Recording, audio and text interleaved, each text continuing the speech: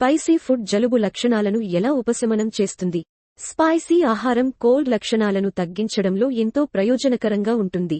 Cold వచ్చినప్పుడు చాలా మందికి stuffy nose, sore throat, headache వంటి సమస్యలు తలెత్తుతాయి. అప్పుడు స్పైసీ ఆహారం తినడం ద్వారా ఈ లక్షణాలను తగ్గించుకోవచ్చు. ఇది ఎలా సాధ్యమవుతుందో చూద్దాం. 1. డీకంజెస్షన్, నాసికా దారుల అనారోగ్యం తగ్గించడం.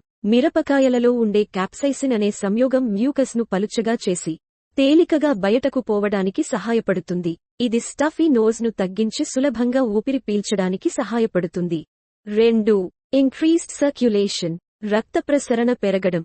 స్పైసీ ఆహారం రక్త ప్రసరణను పెంచుతుంది మరియు చెమటలు పడటానికి కారణమవుతుంది.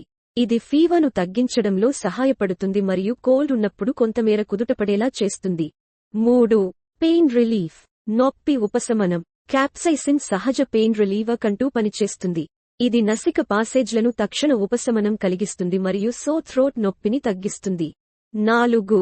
బూస్టింగ్ ఇమ్యూన్ సిస్టమ్, ప్రతిరక్షక వ్యవస్థను పెంపొందించడం. కొంతమంది స్పైసీ పదార్థాలు, ఉదాహరణకు అల్లం, వెల్లుల్లి లాంటి వాటికి ఇమ్యూన్ బూస్టింగ్ లక్షణాలు ఉంటాయి.